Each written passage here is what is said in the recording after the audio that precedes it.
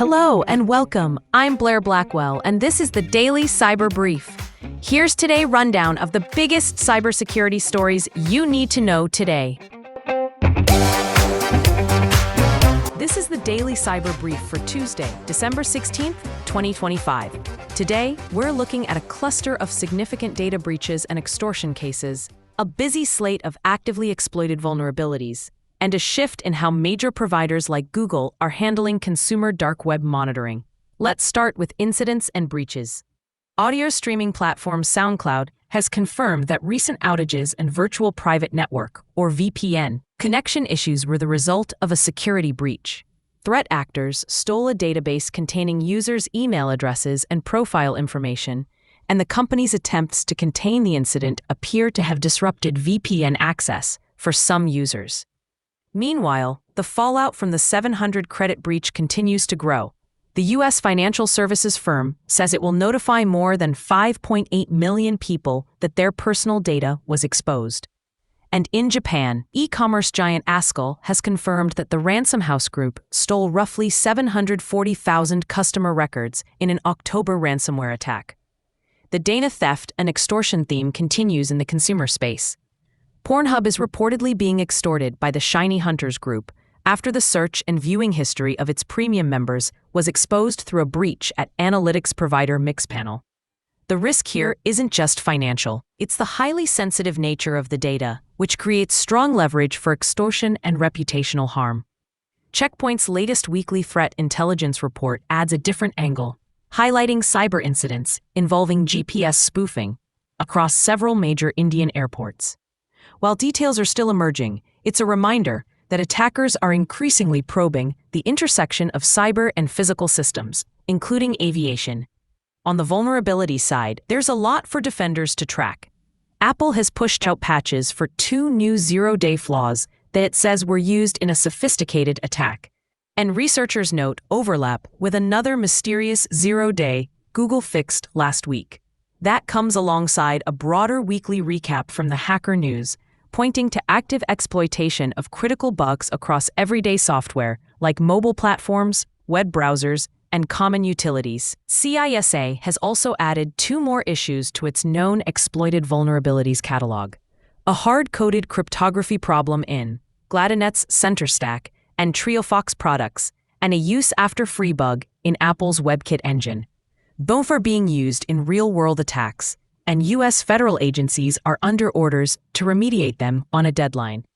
Telecom and collaboration infrastructure is also in the spotlight. Researchers at Horizon 3 AI disclosed multiple security flaws in the open-source FreePBX phone system, including SQL injection, file upload issues, and an authentication-type bypass that can enable remote code execution under certain configurations.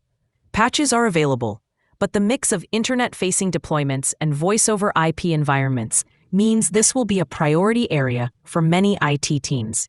Separately, Google's Threat Intelligence Unit has now linked 5 additional Chinese state-aligned groups to exploitation of the maximum severity React to Shell remote code execution vulnerability, underscoring that once a high-impact bug becomes public, multiple actors move quickly to weaponize it.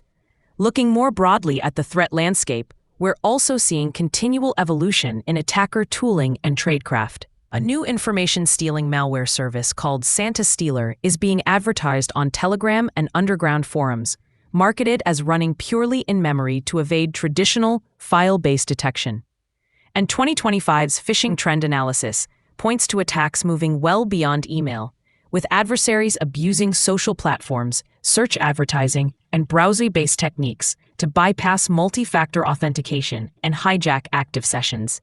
At the same time, a new analysis of the VolkLocker ransomware used by the pro-Russia CyberVolk group finds that while the latest variant has been upgraded, it also carries a cryptographic weakness that may allow some victims to decrypt their own files without paying. There are also a few policy and ecosystem shifts worth noting. Google has announced it will discontinue its consumer dark web report tool in early 2026, with scans for new breaches halting in mid-January and the feature shutting down a month later as the company reallocates its efforts to other security tools. In the insurance market, dark reading highlights how specialized managing general agents are shaping cyber policies to better track the realities Chief Information Security Officers face, potentially tightening the link between technical controls, insurability, and premiums over time. For organizations, the immediate impact cuts across several areas. Data-heavy platforms, from streaming and adult content services to fintech and e-commerce, are again in the spotlight, reinforcing that customer identity data and behavioral records remain prime targets for extortion and resale.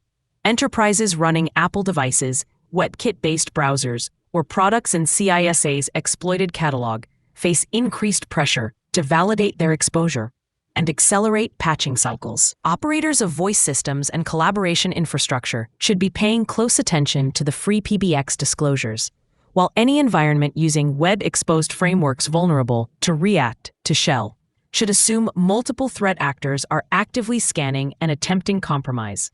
Looking ahead over the next few days, the most time-sensitive items are the actively exploited vulnerabilities, Apple's new 0 days, CISA's catalog additions, the free PBX flaws, and continued React to Shell activity. Expect ongoing updates as vendors refine patches and as threat intel teams map out which groups are exploiting which bugs. On the incident side, watch for additional details and potential regulatory scrutiny around the 700 credit and ASCL breaches, as well as any further confirmation of the scale and impact of GPS spoofing in aviation. Today, I'll be watching how identity-centric attacks continue to evolve, especially phishing that bypasses multi-factor authentication and new information stealer services like Santa Stealer. I'll also keep an eye on cloud-hosted and web-exposed platforms involved in recent breaches, on telecom and collaboration systems potentially affected by free PBX issues, and on any expansion of state-linked exploitation of major vulnerabilities like React to Shell and Apple's WebKit bug. The takeaway: security teams are facing a familiar but demanding mix: sensitive data breaches, active exploitation of high-impact vulnerabilities, and steady innovation in phishing and malware. The volume is high, but the patterns are clear, and organizations that stay disciplined on visibility, patching, and identity protection will be best positioned as these stories develop. That's it for today's edition of the Daily Cyber Brief. Thanks for listening. I'm Blair Blackwell. This podcast is for informational purposes only and is not cybersecurity, legal, or financial advice.